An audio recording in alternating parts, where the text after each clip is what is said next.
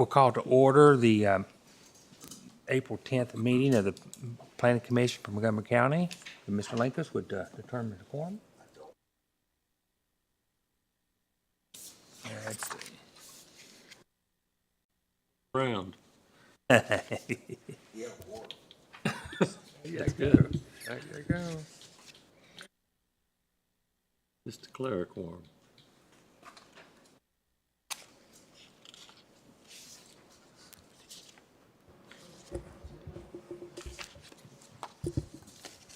Ellie's gonna see if she has.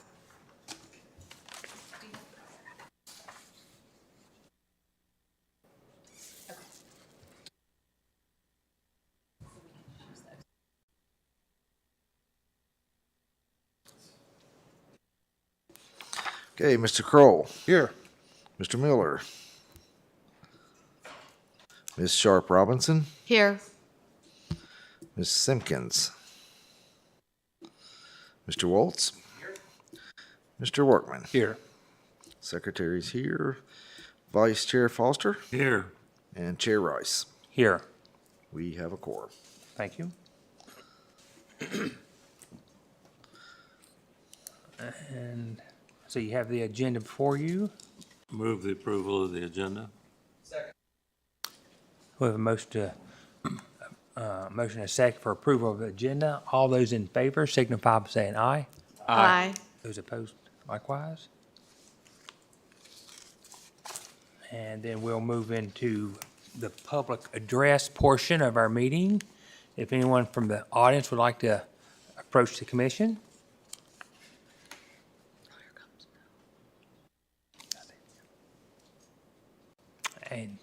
And seeing none, we will close the public address portion of this meeting. And we have work session is next on the agenda. And I believe we need Motion to enter. a motion to enter. We have a motion and a second to enter into work session. All those in favor signify by saying aye. Aye. And those opposed likewise. So we are in work session. And the first topic is the comprehensive plan update. Thank you, Chair Rice. Good evening, everyone. It's good to see you.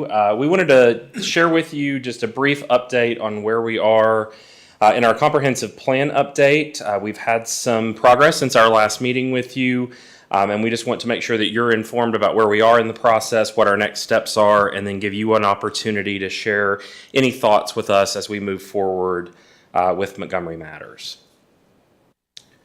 So since our last meeting, we've had our first Citizen Steering Committee meeting that was held on April the 2nd. At that meeting, we discussed roles and responsibilities of the steering committee, discussed a list of potential stakeholders that we might engage through the process, and then discussed any parallel efforts that are ongoing that may overlap with what we're doing with the comprehensive plan update. It was shared with us that Carillion is currently undertaking their community health assessment. That's done by them every 3 years. And so they're beginning that process now. So we think that there's some opportunities for collaboration with Carillion when we look at public health and health issues here in the community. We know that the Parks and Recreation Department is in the process of updating their master plan. So there obviously is going to be some parallel there. And then we are participating currently in 2 different transit studies, one with the City of Radford Transit Service and the other with Blacksburg Transit. And obviously the things that they're doing within their studies are going to have direct impacts on our transportation network here in the county.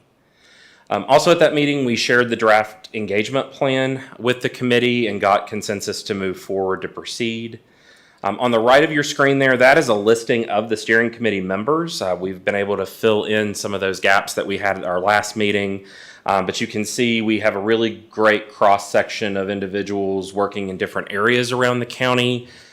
We are obviously not looking at this as our only set of stakeholders. We will be working in the specific topic areas and working with stakeholders in those groups. But this steering committee is really meant to hold staff accountable, hold our consultants accountable to make sure that we're kind of hitting those targets that we've established throughout the planning process. and to ensure that the plan is reaching all of the citizens that we want to engage throughout Montgomery Matters. So I wanted to go over within the engagement plan the process outcomes that we and staff have worked with our consultant to determine are sort of our guiding principles moving forward for the process. Again, we want the process to be community driven, and we want our public engagement process to be really robust and meaningful. We want the plan to be concise and user-friendly. Obviously, we reference the comprehensive plan when we review land use cases, when we look at funding decisions at the county through the capital improvement program and budget considerations. But ultimately, we want our citizens to be able to go to the final document and be able to use that document in a way that it is easy for them to find information and honestly tells the story of the county in a way that our citizens are going to be able to easily identify. We want the process to be strategic. We want to outline the steps and tactics that are needed to help the county reach the goals that it establishes. We want it to be consistent and holistic. Again, we are going to have topic areas and chapters, but we really don't want those topics to be siloed because we know that those topics are going to influence other topics. So we want to make sure that we're looking at the plan in a holistic way. And then ultimately what we want at the end of this process is that we don't want Montgomery Matters to stop after the comprehensive plan has been completed. We want to establish relationships where we can continue to go back into our villages and into the community at those 5-year increments where we're required to look at the comprehensive plan, but also to ensure that our citizens in those communities are helping us to achieve the goals that have been outlined. So the objectives of our engagement plan, we have 7 of those. I'll list those out to you briefly. To bring awareness about the process and its outcomes, that's objective 1. Really, we want to make sure the community is well aware that we are undertaking this process and really encourage them to participate. Our next objective is to identify and classify community needs. This is really going to be about going out into the community and listening on what is working and what is not working in the county. And that will really drive the development of those goals and initiatives throughout the comprehensive planning process. To establish a community vision and goals. Objective 4, to develop and select implementation strategies. This plan will mean nothing if we don't have the steps to achieve the goals that have been identified. Objective 5 is going to be to validate that final plan. We really want to vet that document very thoroughly through our Citizen Steering Committee, through the Planning Commission and the Board of Supervisors before we adopt the plan. Again, emphasizing the development of those relationships and key community stakeholders in Objective 6. And then to establish support for the plan, because again, this process will mean nothing if there's not community buy-in over the next 20 years to ensure that we can make these goals a reality. So we'll be doing engagement through every step of this process. It's not going to be collect engagement on the front end and then don't talk to the citizens again for another 18 months. We really will be going back into the community, into the villages, working with our stakeholders to ensure that they're engaged through every step of this process, meeting these objectives. So in terms of next steps, we're currently in the process of developing a communications plan in consultation with our Public Information Office. We're going to be looking at a communications plan that is going to span several different types of media. So looking at social media and the website, looking at different press releases that we can do, but understanding that all of our community members don't have ready access to the internet. We're going to also make sure that our communications plan has hard copy documents. We're going to be working with our library partners, working with the public school system to ensure that we're getting flyers and other written information in front of all the members of our community. What was identified at our first stakeholder meeting was that there's a real need to educate the community about what a comprehensive plan actually is so that they will know that this process is important and encourage them to participate. So we're currently working with our consultant and the Public Information Office to develop a video or a commercial that will really introduce the process, and we can run that on our public access channel. We can use that on the web. When Bree and I and other members of staff are going to be going out into the community and talking about this process, we think that having that minute and a half video is going to be a great opportunity for us to introduce comprehensive planning to folks in general and really get their buy-in. We'll also be launching the Montgomery Matters website, and you all are going to get a preview of that this evening. That is not live to the public yet, but we're going to share that with you. We're in the process of developing a survey to get those community needs established. That'll be an e-survey that we'll send out, but we also are going to make sure that we have hard copy surveys out in the community so people can participate. And then determining public intercepts. This is going to be opportunities for staff, members of the Planning Commission, members of our Citizen Steering Committee to be out in the public talking about the comp plan and really getting that community buy-in. We really think it's important through this process that we are going out into the community and not just expecting the community to come to us. So when we get a little bit later, we're going to be looking for some feedback from you on any events that you think we need to be at as part of that process. So with all that being said, I do want to share the website with you. Again, we're working on this to finalize it before it gets launched for the public, but we really wanted the website to be really dynamic and engaging. We wanted it to be a repository of information about the process. And you can see we've carried the Montgomery Matters branding through here along all your Explore tabs. So the process matters, engagement matters, you matter, and then exploring Montgomery County. So what we've done is the website has actually been built on the ArcGIS Story Maps platform. So it really allows for a degree of interactivity that we don't traditionally get on other websites. So you can go in, you can expand the mapping, you can zoom in on the different areas of the county. As you scroll through, we talk about the process and how we're going to be getting those that community input and those needs identified. And as you scroll through, there's some great interactive tools. So you can compare how our current land use through our zoning compares to the future land use vision for the county. So it allows people to toggle, which I think is a great feature.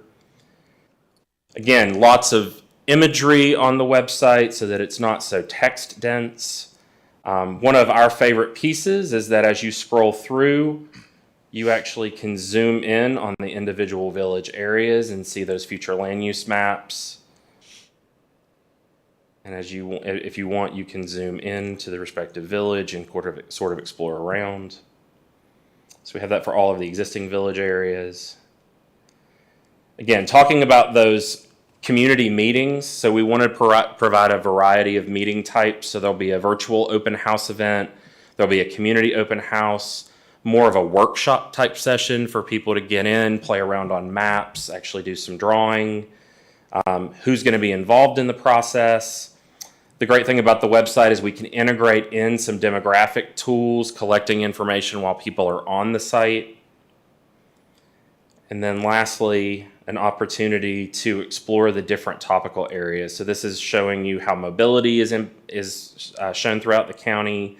As you scroll through, we identify our schools, those pop into the map. Environmental features come onto the map. And then this is a great tool as well. It pulls in a bunch of different demographic information about the county, and people can actually go in there and edit around and look at the data that's important to them. And then we'll obviously build out our frequently asked questions section as we continue to build out the website. But again, we really wanted this tool to be really interactive so that our citizens could go in, explore, learn more about the county. At the conclusion of Montgomery Matters, this site would be turned back over to the county, and we'll use this through the county website to share the final document and let people explore. But again, that interactivity that we really want in the final plan is sort of demonstrated here on the website.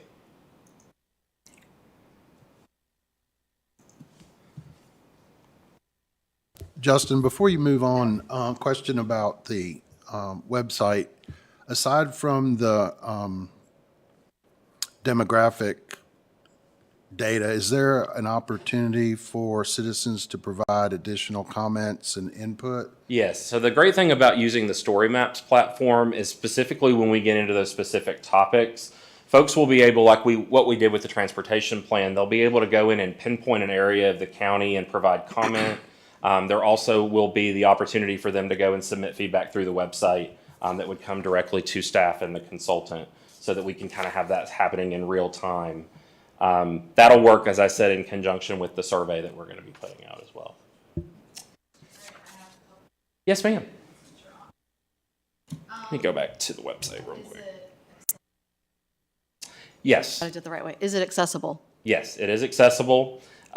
We are working with the consultant to build that out a little bit more so that it would be accessible on mobile devices, but it would also making sure that we have some voice clips for folks that might be sight impaired. Right, or alternate text for the images and things Exactly. like that. Okay, perfect, good.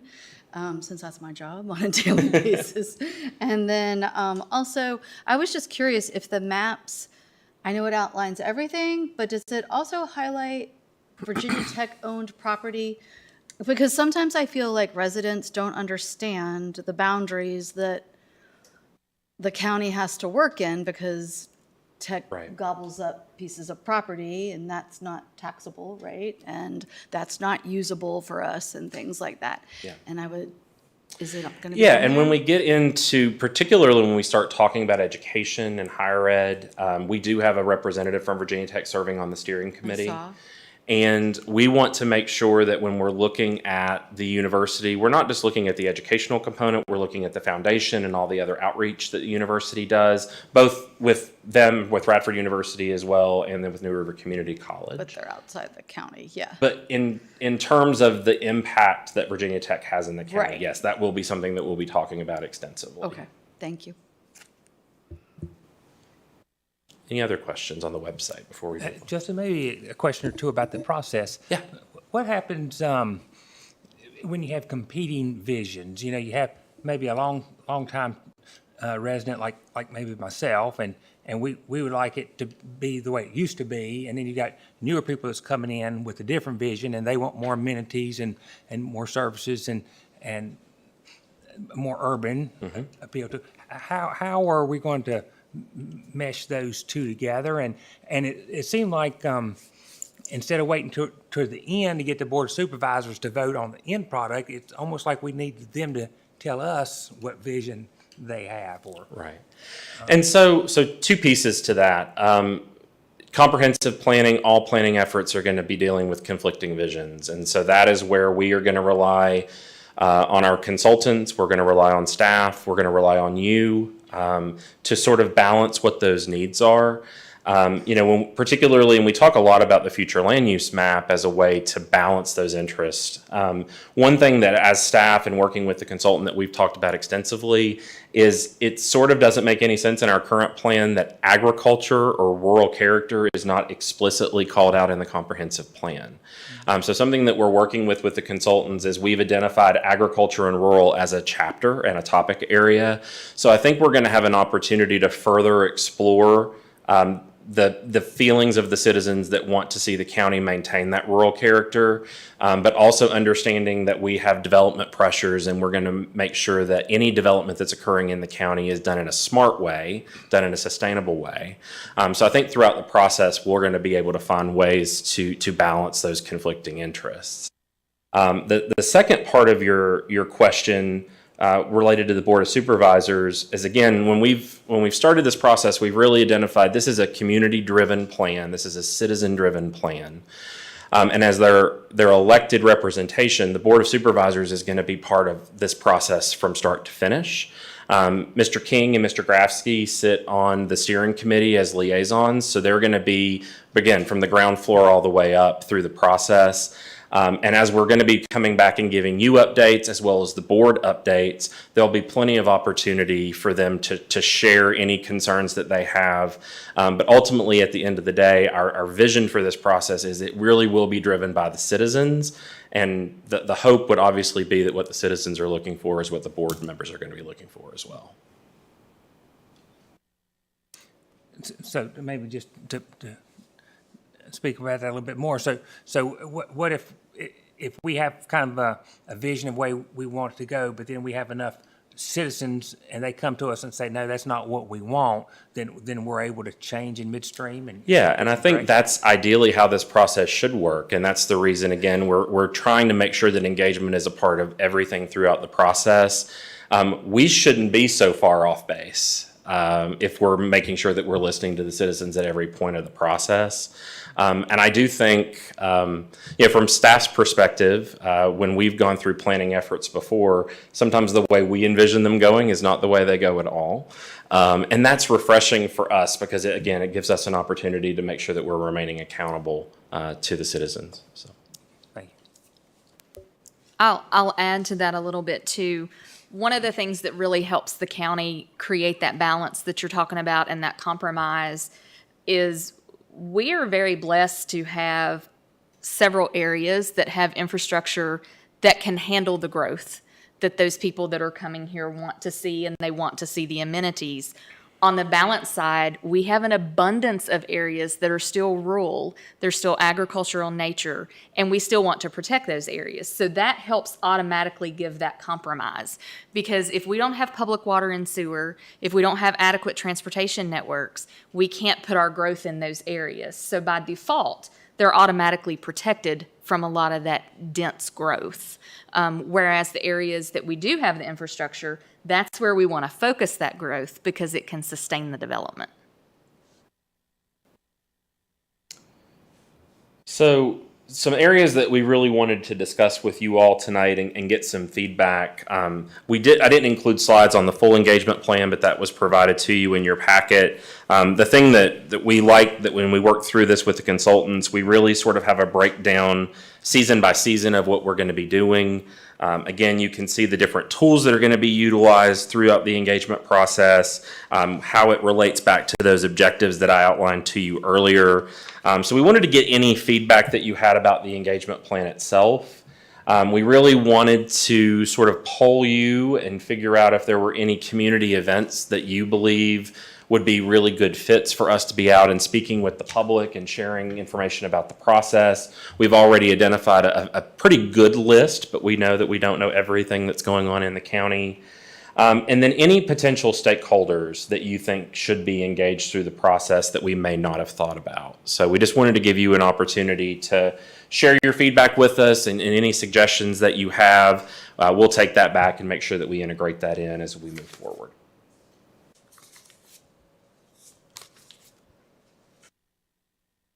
Mr. Miller, Heritage Day is already on my list, as is the Tomato Festival down in Shawsville, Elliston, the summer concert series, any others? That's what I was gonna make sure that was on the radar, the Old Town Fields. Yes. Any others? I don't have an event, but I have a question. Yes, sir. Early on in the presentation, you talked about the ways you were going to get out to the members of the community. Mm-hmm. And one of the items that you mentioned were flyers. Is it your intent to have the school kids take them home? That is a strategy we've discussed, particularly with elementary age students, sending that home in their packets. We found a lot of success with our village planning efforts. But we also know that the libraries are huge for information sharing, so we're going to be utilizing those connections as well as we did a parent-teacher night and in Bellevue, I believe it was, when we were doing the Bellevue plan. So we have been in contact already with MCPS on ways that we can work together to distribute the information. Well, I asked because you talked about parents that don't have access to the internet. And the best way is probably going to have the kid bring it home. Right.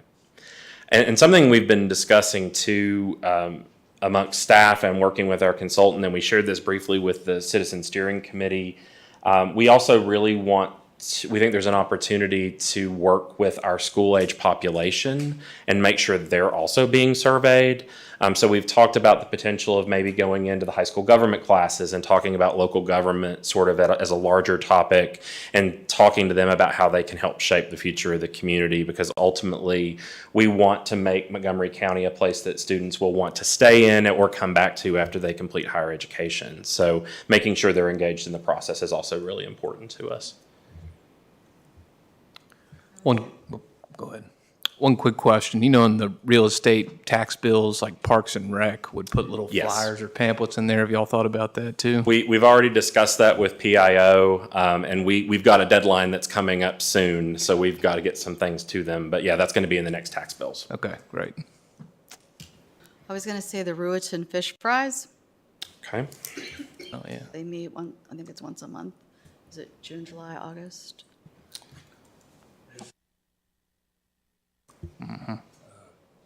Kiwanis. Yeah, we already know that we're going to reach out to a lot of the civic clubs and get in front of their lunch meetings. Thank you for the recommendation, Andrea. I love a good fish fry. So if I can eat food and talk about comprehensive planning, that's going to be a good move. So.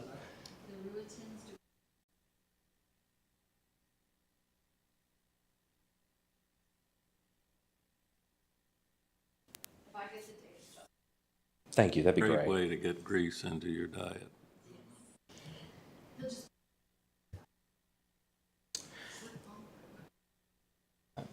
Are there any other maybe stakeholders that you all think, points of contact, that would be good for us to reach out to?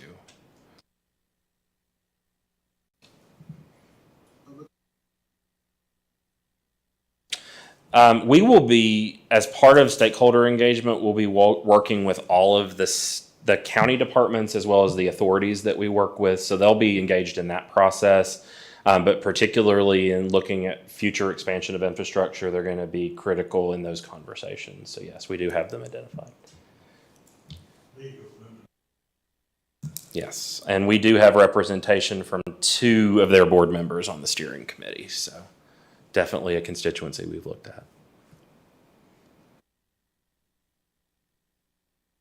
County departments are representative, emergency services, police, sheriff. Yes, yeah. Public safety, parks and recreation, really a lot of our outward-facing departments will be engaged. But we, obviously, part of the comprehensive plan is also looking at internal governance for the county. So we'll be working with those more inward-facing departments, our finance department, the treasurer, the commissioner of revenue, be looking at all that as part of the stakeholder engagement.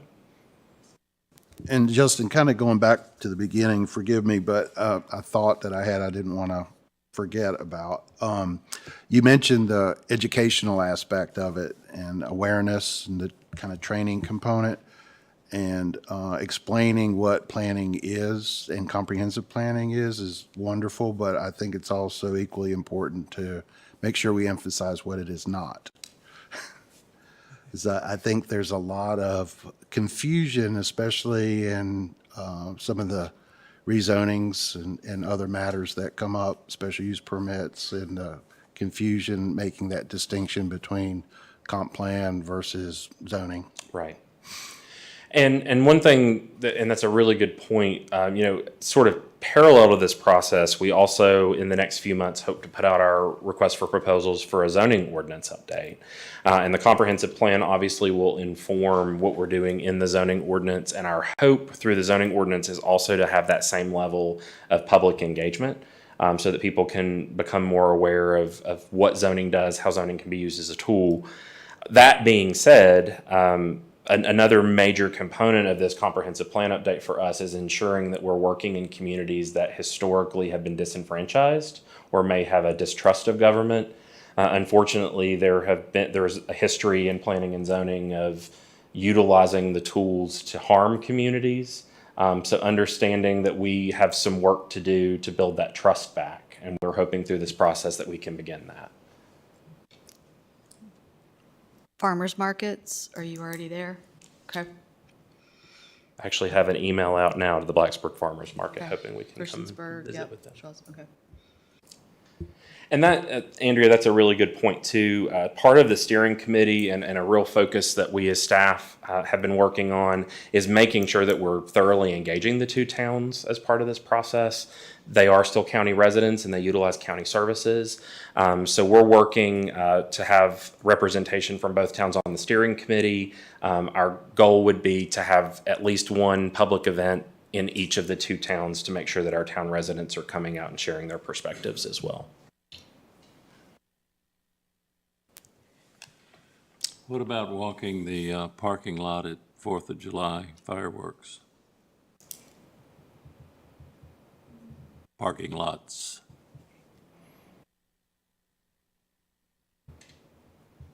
Okay. Other thoughts?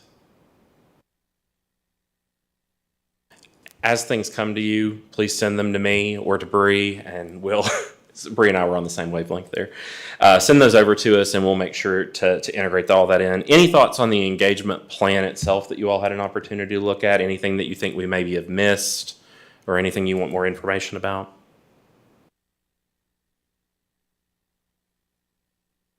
All right. Well, again, if anything comes up, please let us know. Thank you.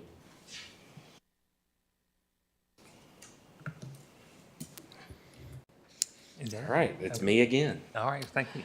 All right. So, So, yeah, the next item is board docs training.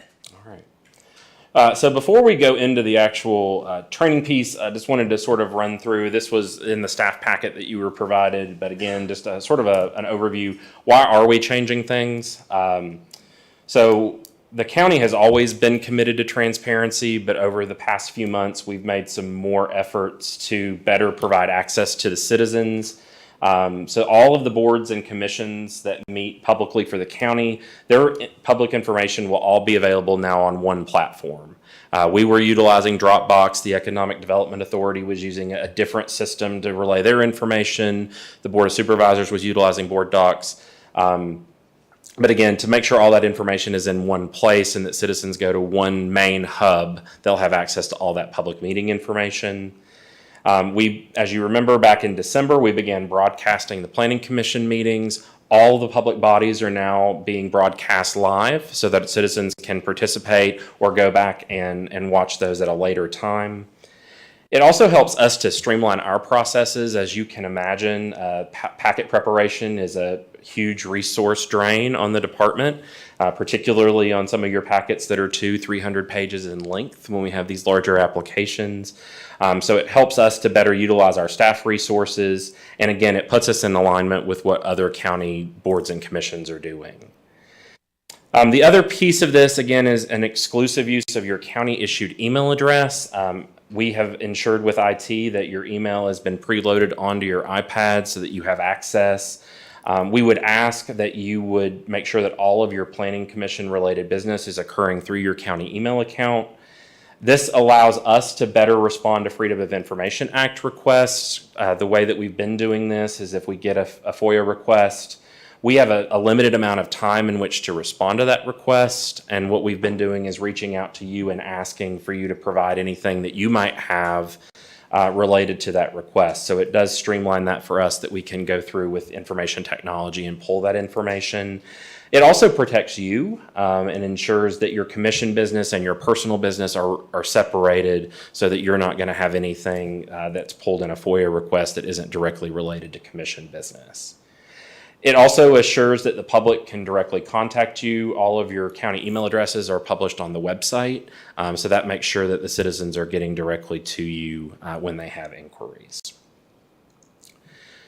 What isn't changing is staff stays committed to making sure that you receive your packet at least 7 days prior to the meeting to give you an opportunity to thoroughly read the information. Our hope is as the packet comes together, we can maybe even get that to you a bit sooner, again, taking out the processing time that it takes to do paper packets.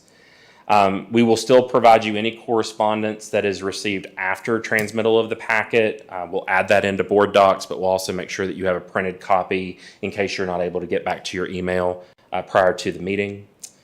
As we transition through, we are available to assist. Shelley and Bree are going to help me up on the dais tonight as we run through this. But our IT department is wonderful. All you need to do is call the help desk and they'll be able to help you with any email issues or connectivity. And I know there was a concern expressed on some other boards about access to Wi-Fi to be able to download the packet or get to the information.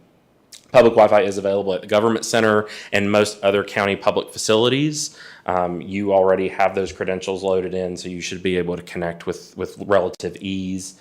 But if you need to come in, please let us know and come into our office and get what you need. We will also, if there are any large or detailed plans that you're having issues viewing on the device, if you want a printed copy of a specific plan set, we can definitely do that for you. So with that being said, let's go into Board Docs. So you all should have on your home screen a button that will take you directly to the Board Docs login. I'm not sure if it's on your first screen or if you have to scroll over, but you should have a button that says Board Docs. If you do not, throw your hand up and let Bree or Shelly know, and they will help you out.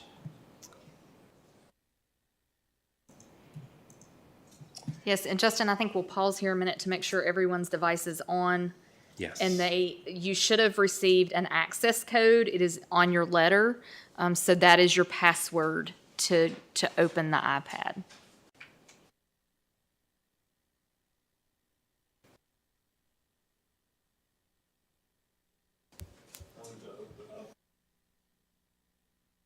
Yeah, you'll have a PIN to unlock the device, and then there's a password to get into the Board Docs system.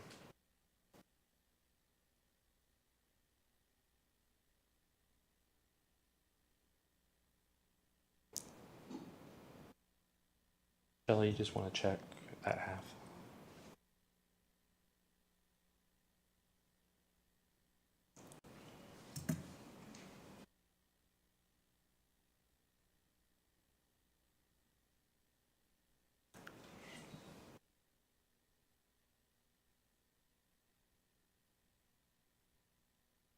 So I believe you'll have the screen that I have up now where you have the option to authenticate or enter the public site. No? Is it different? Okay.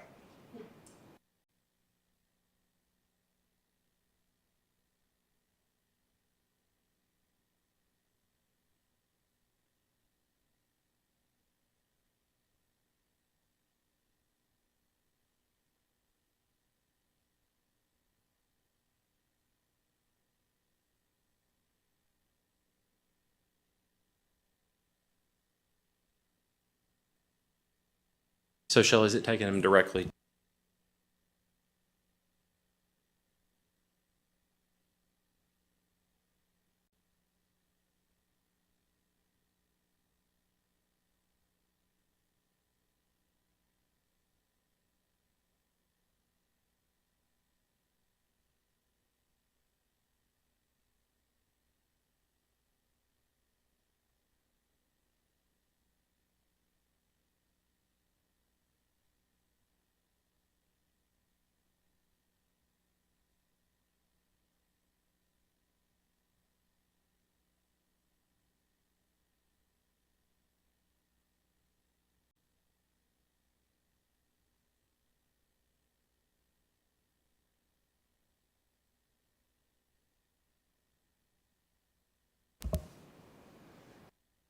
Just let me know when you're ready to move forward.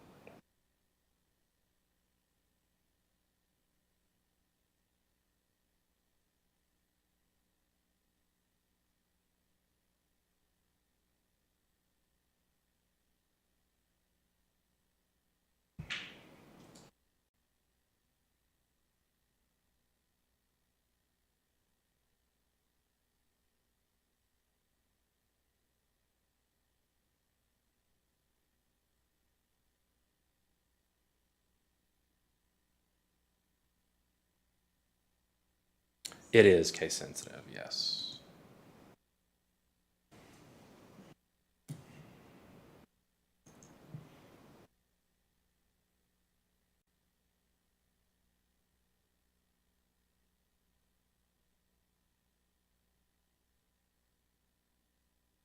Okay. So if you'll scroll down, you all should be able to get to your meetings list.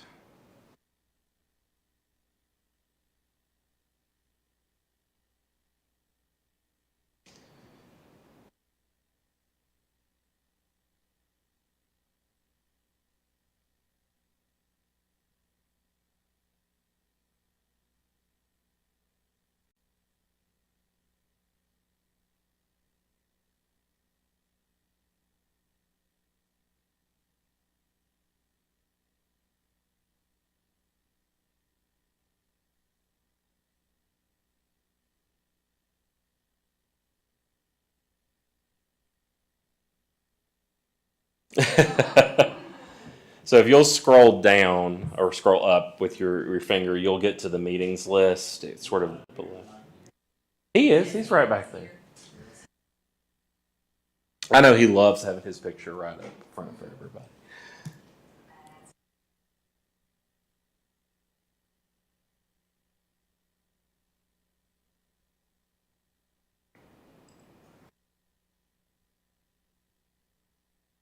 All right. Is everybody there?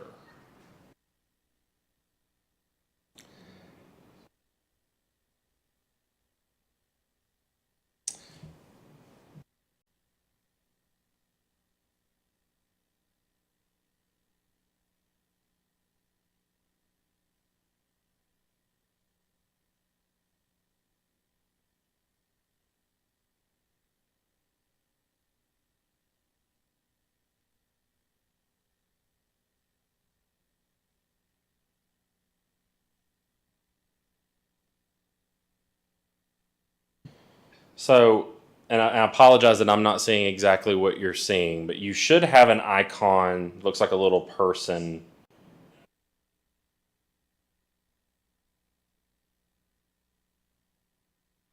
That's interesting. He's watching the video of the meeting. So in your profile, you'll have the option to change your password. And that's, you can go in and set that to whatever password that you would like, to something that you can remember. Just for some navigation for you, if you want to see all of the meetings, they are going to default here into your featured window. If you wanted to only see the Planning Commission, you would just select Planning Commission and it brings you to those meetings. We've preloaded tonight's meeting in just to give you all just sort of a preview of what you will see. So you'll just navigate into the meeting, and then here's your options here. You can simply view the agenda, you can download the agenda as a PDF, or you can print the agenda. So if you go into view the agenda content will be on the left side. Yes.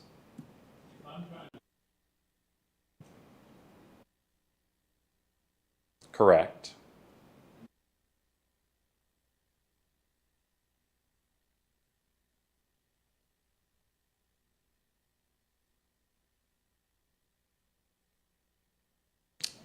I'm going to have Bree come over to you because I can't see what you're seeing.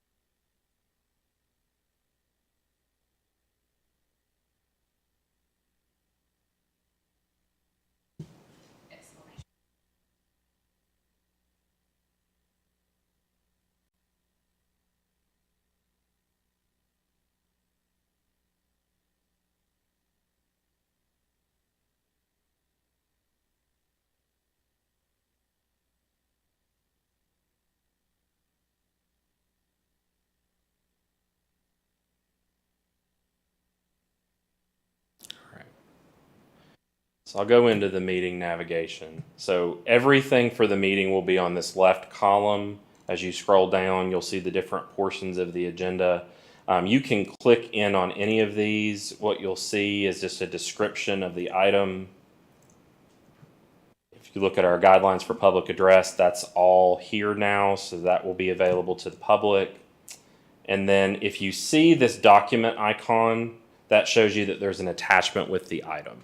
So you can go and you can click on the attachment. You have the option of opening that up, printing that out, or downloading it to your device if you so choose, or just viewing it in browser. You have those options.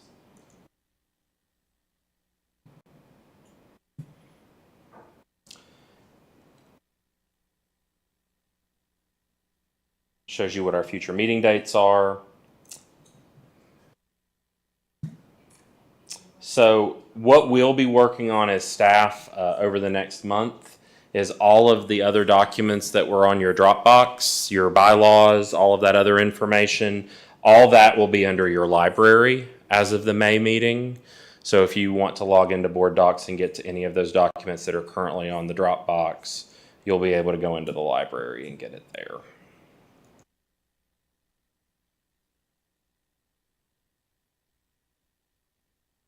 If for some reason you were to miss the meeting and you wanted to go back, there is a link to the video on the YouTube that's embedded in the meeting, so that'll be an easy way for you to get to the meeting if you have to miss. Very quick and dirty explanation. Does anybody have any questions? We think that after a couple of meetings, hopefully you all will like this. It gives you the information right in front of you. And again, it makes sure that we're being in alignment with everyone else. The other great thing about Board Docs is it gives you access to all of the other meetings that are going on. It gives you the Board of Supervisors information when that's loaded in. So again, everything's in one place. I will also note, I was walking around and I just discussed with Bob Miller, so I want to share it all with you. The May meeting will be the first meeting that will be on Board Docs solely. So once, we are still going to send you an email to say your packet is available. Once you get that email, if you're having trouble logging in, getting to the agenda, getting to the attachments, whatever, we will make sure that we have someone in the office the days following. So if you need to come in, you can come in and we can walk you through it in the office as well. Also, if you're having any IT issues with connectivity or Wi-Fi, if you can't get IT, you can let us know and we will definitely get you in contact with an IT person as well. You can go to your person and hit the log out button.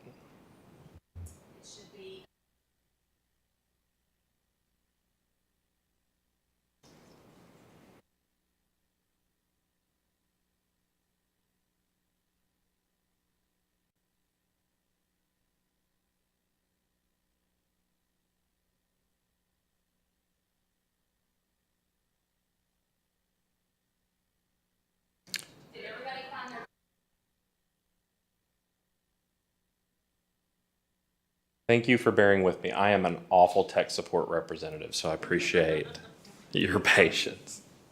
All right, if y'all don't have any other questions, we'll stick around after the meeting too if you want to pick staff's brain about this, but I'll let you all move on. Thank you.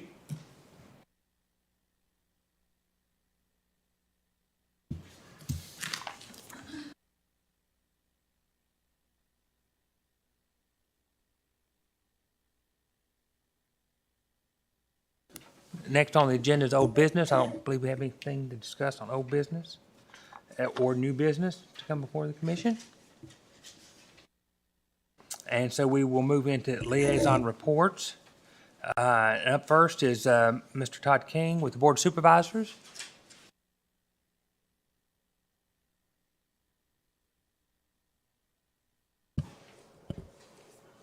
Well, we don't have much to report tonight. We're still working on the budget, and at our last meeting, we discussed the Auburn Park.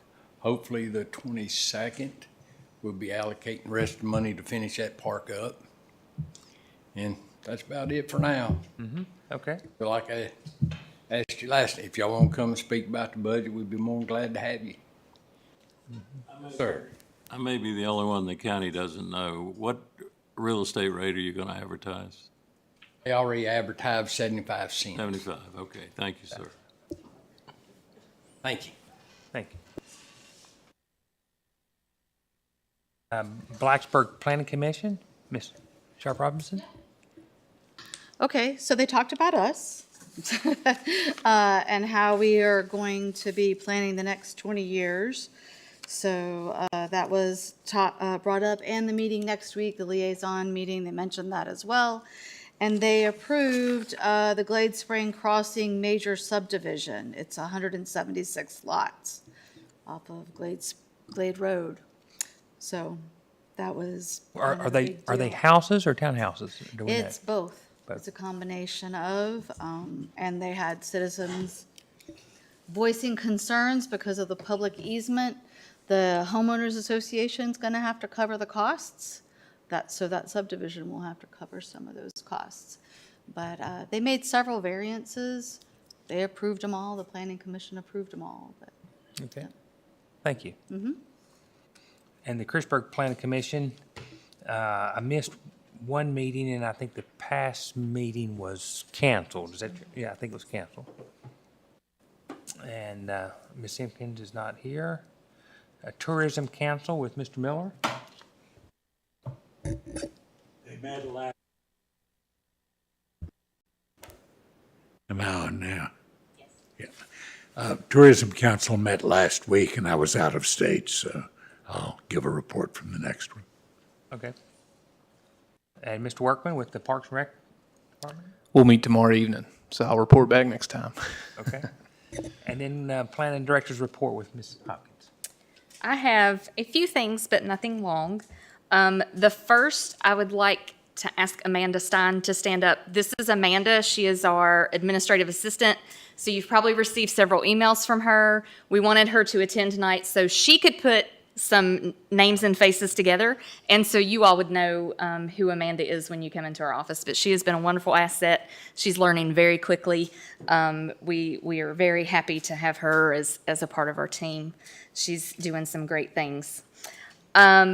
Pampered Pets, which is the special use permit that you had before you, that did get approval by the Board of Supervisors. In an unprecedented way, they actually voted on it immediately following the public hearing, which is not common. It normally waits till the end, but there were several other things they had to take up that night. So they moved it so the number of people that were there to show their support for the project could go ahead and leave and didn't have to stick around for the whole meeting. They, like you, commented on the amount of support that came out. I can tell you that I believe you all had 20-some letters of support, and several people came to speak to you.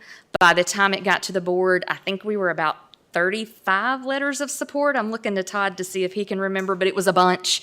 And they had probably at least a half a dozen to a dozen speakers, and they were all positive and in support of the project. So it did get approved.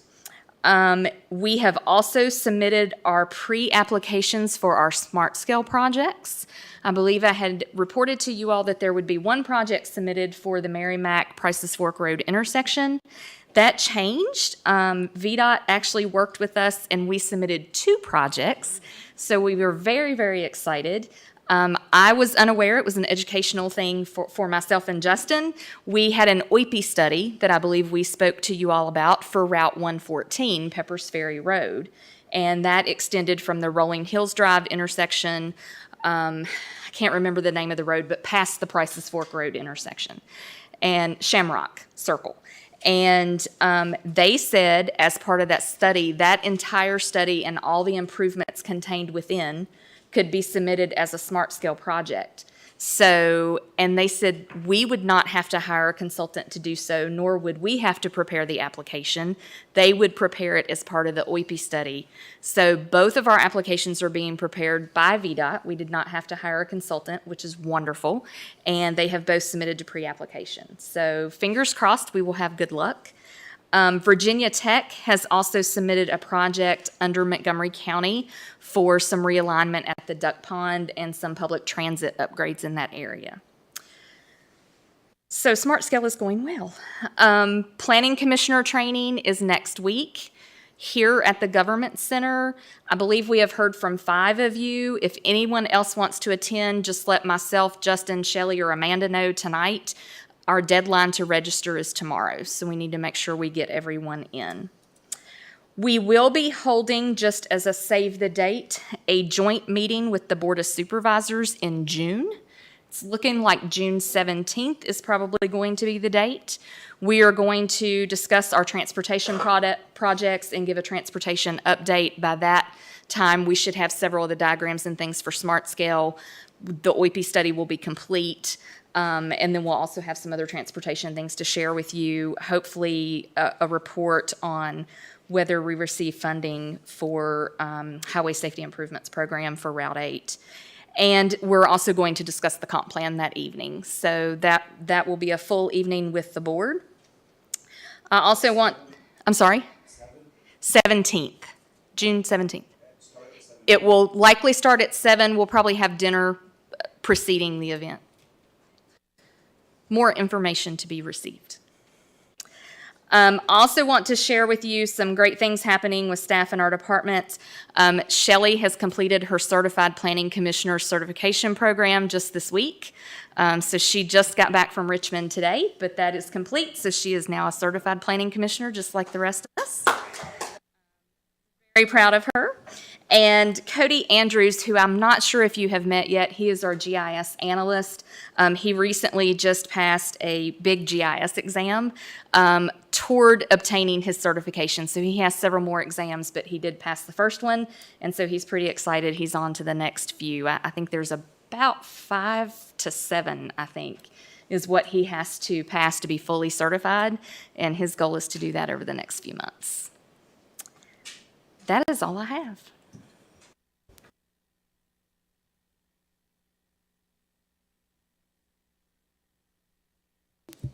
Do we have any other comments, questions? I'll entertain a motion to adjourn. All in favor? We're adjourned.